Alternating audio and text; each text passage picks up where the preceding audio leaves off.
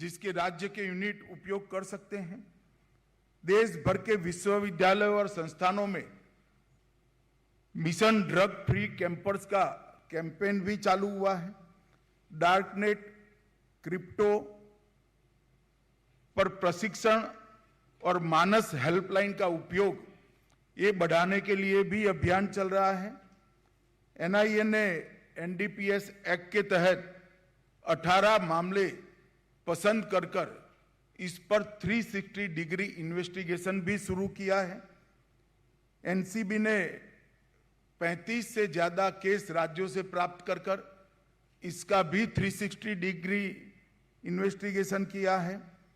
और 5 प्रशिक्षण कार्यक्रमों में हमने हजारों लोगों को प्रशिक्षित भी किया है। मैं ये सब आपको इसलिए बताता हूं कि सिर्फ नशे का व्यापार करने वाले को पकड़ने के अलावे कई सारे मोर्चे पर हमारी लड़ाई चालू है, परंतु ये लड़ाई का स्केल हमें बदलना चाहिए, ये मैं बार बार बताना चाहता हूं। ये 2 दिन के सम्मेलन में लगभग 8 सत्र है। मैं 3 पर ही ज्यादा वजन देकर एक मिनट बताना चाहूंगा। नशा मुक्त भारत के अभियान में एएनटीएफ और एनकोड की निर्णायक भूमिका। जब तक ये अभियान के लिए हर जिला संवेदनशील नहीं होता है, हर जिले की पुलिस संवेदनशील नहीं होती है, हर जिले का शिक्षा अधिकारी संवेदनशील नहीं होता है, ये अभियान सफल नहीं हो सकता। जिले के धार्मिक नेताओं को भी इस अभियान के साथ जोड़ना पड़ेगा, सभी युवा संगठनों को भी जोड़ना पड़ेगा। तो एनकोड की जिला स्तर की मीटिंगों में संख्या जरूर बढ़ोतरी दर्ज हुई है लगातार फॉलोअप के बाद, परंतु आज भी 272 जिले ऐसे हैं जहां पर एक भी मीटिंग नहीं हुई।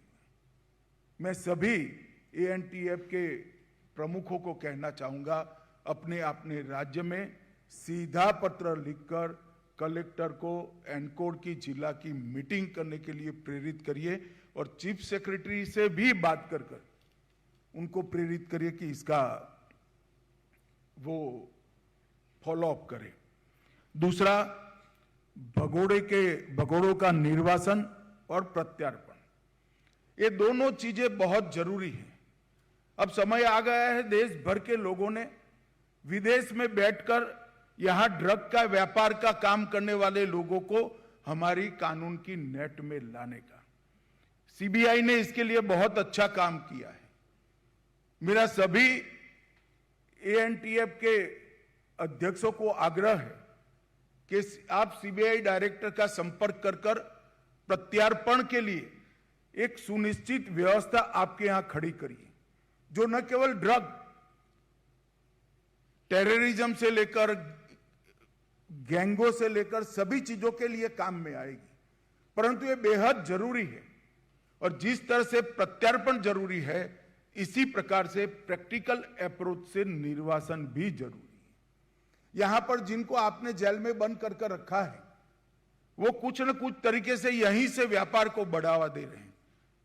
कुछ गाइडेंस गृह मंत्रालय ने दिए हैं। एक लिबरल अप्रोच लेकर, लिबरल अप्रोच उनके प्रति नहीं लेना है, लिबरल अप्रोच प्रक्रिया के प्रति लेकर उनको डिपोर्ट करने की व्यवस्था के लिए रास्ता सुनिश्चित करना चाहिए। इसकी भी एसओपी गृह विभाग जारी करने जा रहा है। आपने ग्राफिक्स देखे होंगे, सिंथेटिक ड्रग्स और लैब्स ये आने वाले दिनों में बढ़ेंगे। जैसे ही थोड़ी नकेल कसेंगे, इसका चलन बढ़ने वाला है।